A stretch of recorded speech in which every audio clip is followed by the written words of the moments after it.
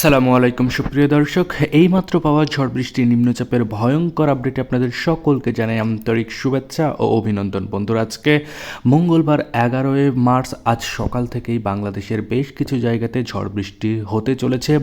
এছাড়াও বাংলাদেশের বেশ কিছু জায়গাতে নিম্নচাপের পূর্বাভাস রয়েছে। যদি বঙ্গোপসাগরের উপরে নতুন করে ঘূর্ণাবর্ত তৈরি হয়ে যায় তাহলে কিন্তু নিম্নচাপের পূর্বাভাস রয়েছে। এছাড়াও কলকাতার কিছু কিছু জায়গাতে কিন্তু কালোযুক্ত মেঘ দানবীয় আকার ধারণ করবে, সেটার একটা বিস্তারিত আপডেট আজকের এই ভিডিওতে দেখতে চলেছেন। এছাড়াও আগামী 24 থেকে 48 ঘন্টায় বঙ্গোপসাগরের উপরে নতুন করে ঘূর্ণাবর্ত তৈরি হওয়ার চান্স রয়েছে, সেই আপডেটগুলিও আজকের এই ভিডিওতে দেখতে চলেছেন। তাই দয়া করে সম্পূর্ণ ভিডিওটি দেখবেন এবং আপনি কোন জেলা থেকে আমাদের এই ভিডিওটি দেখছেন সেটা অবশ্যই কমেন্টে গিয়ে জানাতে ভুলবেন না। তাহলে চলুন আজকের এই ভিডিওটি শুরু করা যাক।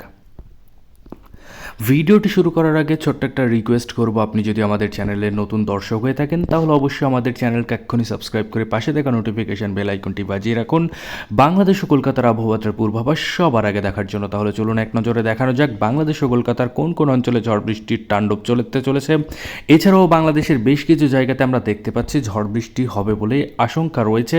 স্যাটেলাইট রাডারের মাধ্যমে সেটা কিন্তু পর্যবেক্ষণ করে আমরা দেখতে পাচ্ছি। তাহলে চলুন এক নজরে দেখানো যাক বাংলাদেশের কোথায় কোথায় ঝড় বৃষ্টি হতে চলেছে। তো প্রথমেই আমরা দেখতে পাচ্ছি সকাল 6টা নাগাদ, অর্থাৎ মঙ্গলবার 11 মার্চ সকাল 6টা নাগাদ থেকেই বগুড়া, সরিষাবাড়ি, সিংড়া, সিরাজগঞ্জ, ময়মনসিংহ থেকে শুরু করে কিশোরগঞ্জ, মাদান, কাপাসিয়া, নাগারপুর, পাবনার আশেপাশের দিকে শুরু করে ঢাকার কিছু কিছু জায়গাতে ঝড় বৃষ্টির তাণ্ডব চালাতে পারে বলে আশঙ্কা করা যাচ্ছে।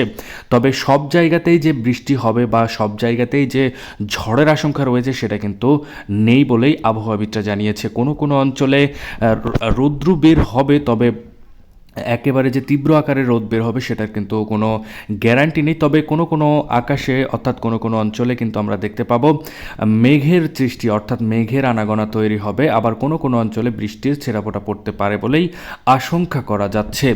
এছাড়া আমরা যদি উপরের দিকে যাই তাহলে বালুরঘাট, ছটাগাছাড়, রাজীবপুরের আশেপাশেও কিন্তু একই ধরনের আপডেট থাকতে চলেছে সকাল 6টা নাগাদ। এছাড়াও আমরা দেখতে পাচ্ছি ঠাকুরগাঁও, দিনাজপুর, রংপুরের আশেপাশেও কিন্তু একই ধরনের আপডেট আমরা দেখতে পাচ্ছি।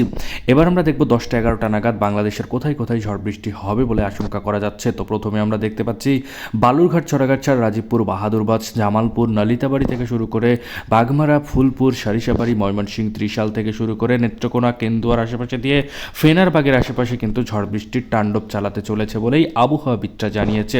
এছাড়াও আমরা দেখতে পাচ্ছি কিশোরগঞ্জ, কাপাসিয়া, লাখাই, মৌলভীবাজারের আশেপাশেও কিন্তু একই ধরনের আপডেট থাকতে চলেছে আগামী 10টা AM, অর্থাৎ মঙ্গলবার 10টার দিকে।